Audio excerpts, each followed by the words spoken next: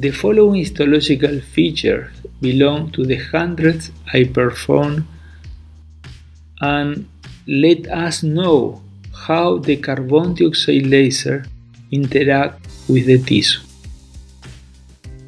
Fractional carbon dioxide laser produce thermal holes, like we can see here. Between these two holes there is a bridge of skin who was not affected by the laser. We can see how the fractional carbon dioxide laser interact with the tissue, and this is the same spot we can see here, and tissue without damage between one hole and the other. Immediately after the treatment, the skin begin to shrink and produce contraction. For this reason, we can see when we perform the laser, the skin shrink immediately after we shoot the laser. Also, histological, you can see this condensate tissue is more compact tissue. Here, here, here. This is superficial collagenogenesis. Also, we can see deep collagenogenesis. We can see here fat cells and here a deep collagenogenesis. Also, we can see blood extravasation. These red blood cells will generate growth factors. And this is the kind of result we can get with this physiological periorbital rejuvenation.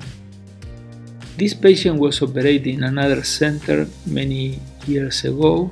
Here we can see the scar, but also we can see sclera show like here, and you can see they have no improvement in periorbital rejuvenation, that the surgery produced sclera show but was not able to treat this.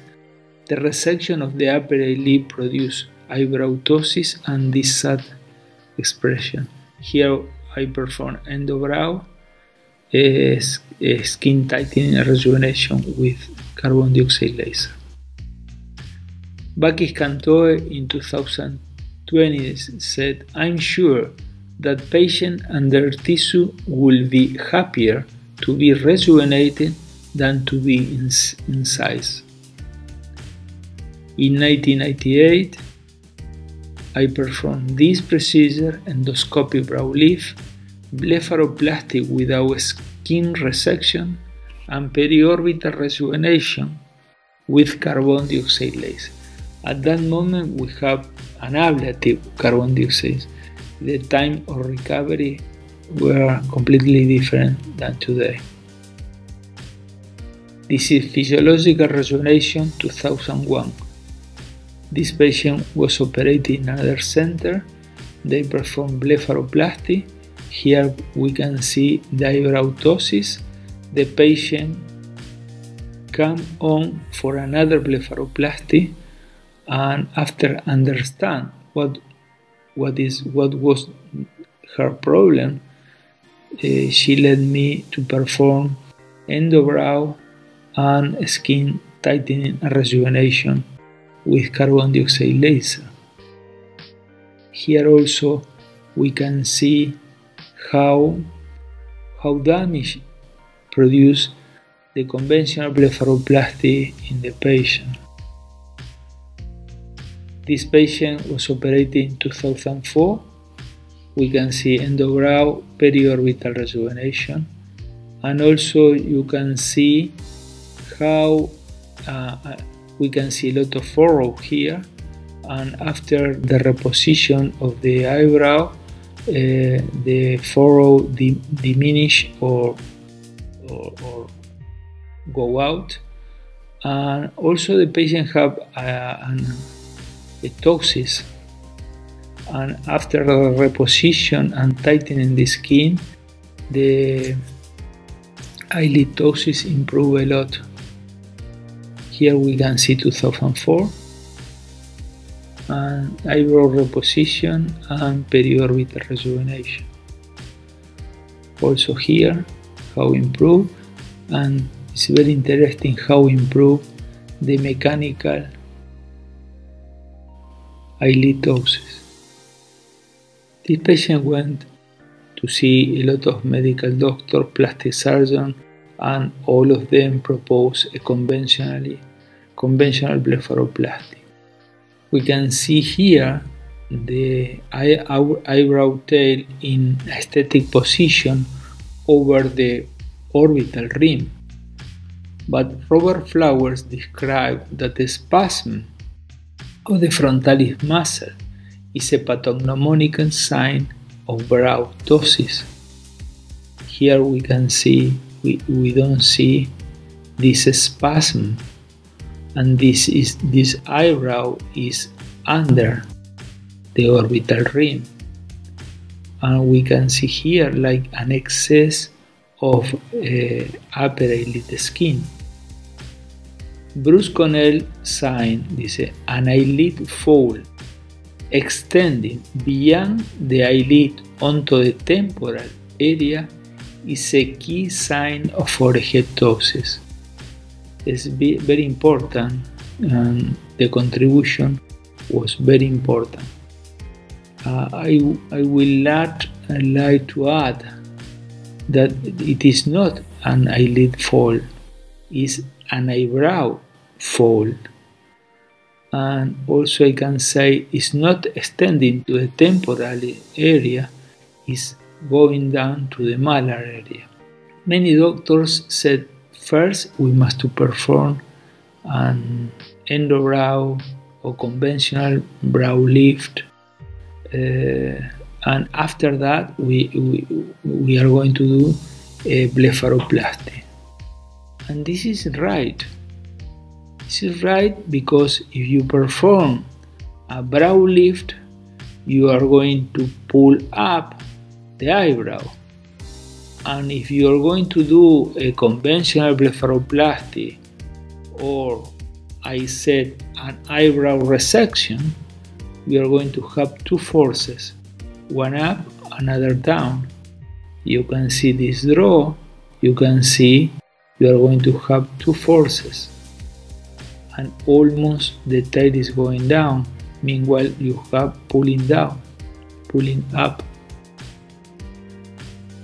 From my point of view, performing two procedures separately makes sense. Also again, because we are exerting two opposing forces, one ascending and the other descending. But if we perform a physiological periorbital rejuvenation, this is not needed, because we can perform an endobrow and we can tighten in the skin of the upper and lower eyelid with carbon dioxide laser, and we are not going to have scars, and we are not going to have forces that pulling down the eyebrow. And also we can perform a periorbital skin rejuvenation, malar volumization, all these procedures at the same time. The use of geometry to evaluate the aging and the rejuvenation is very important. Here we can see a line that is going to the eyebrow, and here we can see this oval in the junction between the lower eyelid and the malar area. And if we trace a transpupillar line, we can see the most important part of this oval is down, and this represents aging. When I perform periorbital rejuvenation, the oval changes completely, instead of be vertical, is horizontal. And if we trace a line, we can see the same distance up and down. And also we can see a shortening of the distance of the lower eyelid. That is because the tightening of the skin and the voluminization of the malar area. From here to here, I do not remove skin at all. I use endobrow, endoscopic brow lift. I use skin tightening with laser, voluminization with fat or hyaluronic acid, and we can perceive this natural change. Malar festoon. I think it is impossible performing a small incision here to improve the quality of the lower eyelid skin, but also is almost impossible to tightening, rejuvenate the malar festoon. Many plastic surgeons suggest or perform a skin resection in this area. What I am doing, I perform carbon dioxide laser with a mode that is called stack. Just one shot over the other and go very deep in the tissue, and also I get the auricularis muscle because it's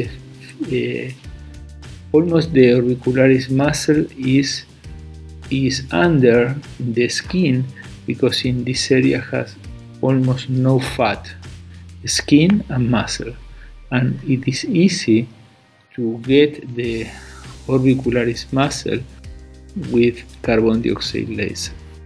And in these cases with severe elongation of the skin, I'm going deeper.